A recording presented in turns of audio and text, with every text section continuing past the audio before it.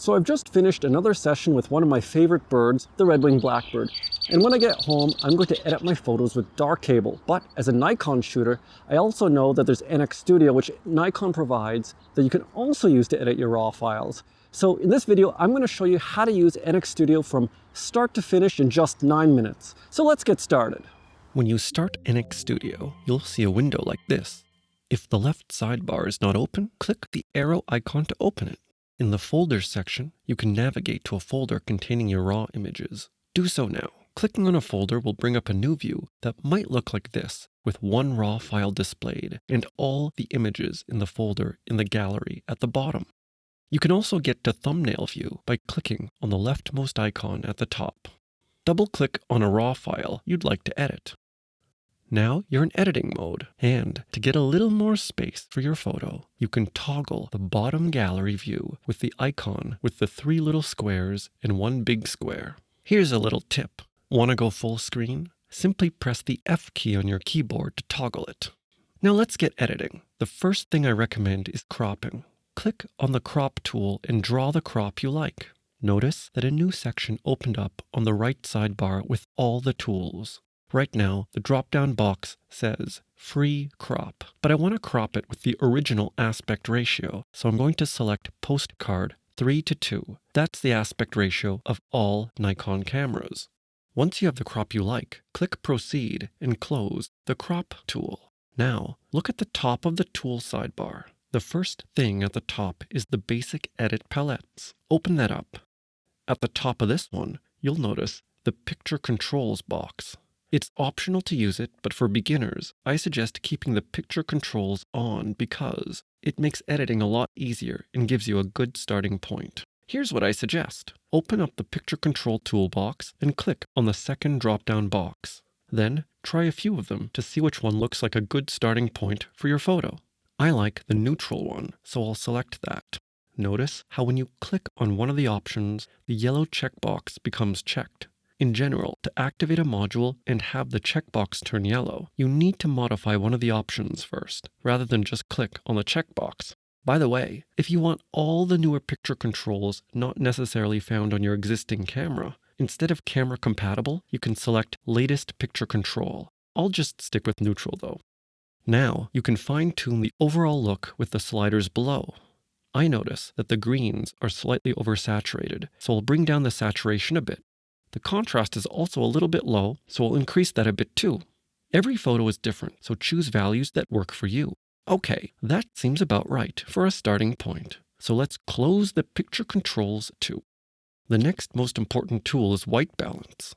You can change the temperature and tint with the sliders, and I'll make my photo look just a bit cooler by decreasing the temperature. If you've got a photo with a neutral color in it, you can also sample it with the eyedropper to get an entirely neutral white balance. After that comes exposure compensation. My photo looks roughly okay, so I'll leave this one alone. But if your photo was really dark, you might actually want to brighten it a little first with this tool, so keep that in mind next time.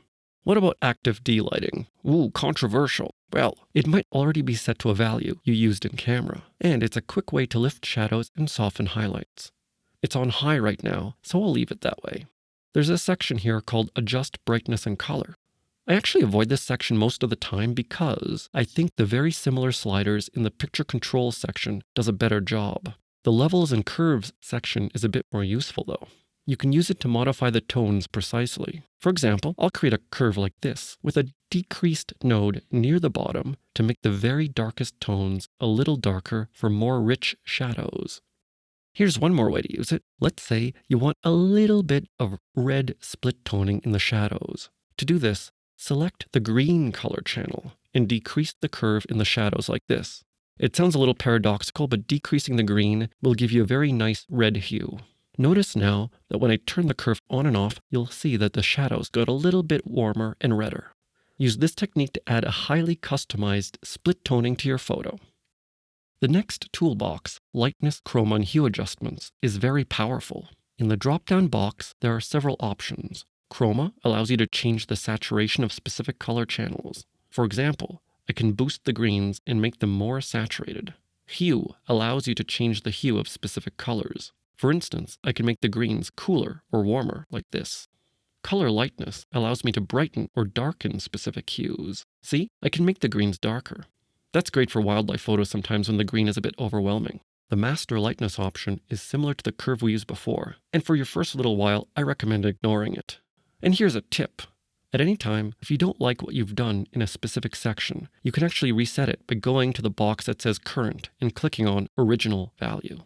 Let's skip the Portrait Enhancement section and go to Adjust Details. This section is for noise reduction and sharpening. To better see the effects of the noise reduction, click on the X1 icon in the top toolbar. Move to the bird's head and notice that there's a little bit of noise here. Let's get rid of it with the noise reduction section. Turn it on, and for the best method, select Better Quality 2013. Sometimes this option may not be available, depending on the Nikon camera you're using. In that case, just try the default. Notice that there are two sections, luminance and color. I suggest adjusting the color noise reduction first, because color noise is easier to remove. Bring the slider up until the color noise in the background looks eliminated. Then increase the intensity slider in the luminance section until the background looks acceptable. Be careful with the slider because it can eliminate detail, and 40 seems like a good value for a slightly noisy photo like this. You can also sharpen your photo in this Adjust Detail section. Turn it on. The photo looks already reasonably sharp, so I don't want to overdo it here. A lot of people do that. A value of 1 or 2 looks good. There's also an Unsharp Mask section, which gives you more control over sharpening. If you want to be a bit more advanced, use this instead. The key is here that this sharpness slider affects more coarse detail, whereas the Unsharp Mask can be tuned to either affect coarse or fine detail. Let's see how it works. First, turn off the sharpness checkbox. Turn on the Unsharp Mask and set it to a fairly low intensity, about 10. Now, adjust the radius until the detail you want is enhanced. I want the fine feather detail to be enhanced, so I'll set it to a relatively low value of about 8. Make sure to zoom back out with this button as well to check how it looks at the actual viewing size. Ideally, you should sharpen at the viewing size because after all, you want to tune the photo at the size that it will be viewed. Makes sense, right? But let's zoom back in to see what the sliders are doing. Notice that after enabling the Unsharp Mask, the background noise was enhanced too much. That's where the threshold slider comes in. Move it back and forth until you find a point where that unnatural sharpening is softened a little. You won't be able to get rid of it completely, but zoomed out, the photo should look fine. Now we come to the touch-up section. There's an important tool here called Color Control Point. It's for local adjustments, and if you want to know how it works, just check out the linked video in the video description or in the pop-up card. Alright, we're almost done. In the Adjust Composition section, you'll see the crop tool that we already used, but there's also a straighten section. You can use it to rotate your image, which is especially handy for crooked horizons in landscape photography. In a landscape, if you click on the straighten tool, you can also draw a straight line across the horizon to approximately straighten it, then adjust it further as necessary. In the camera and lens correction section, I'll only mention that you can turn on lens correction, which helps with chromatic aberrations, distortion, and vignetting. In this photo, I actually like the slight vignette, so I'll keep that one off. However, you can even increase or decrease the intensity of the vignette by moving the slider. Whoa, that was a lot of stuff, right? Well, I think our photo's almost done. Of course, there are a few more things we can do, but for now, let's export it. On the top icon bar, to the very right, click on Export. Make sure you select a fairly good quality, at least 85, and resize your photo if you want. If you want to change the folder where the image is saved, click Browse at the bottom and select the desired folder.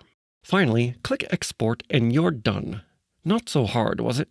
Well, if it was, it's okay to cry. Thanks for watching this video, and I'll see you again next time.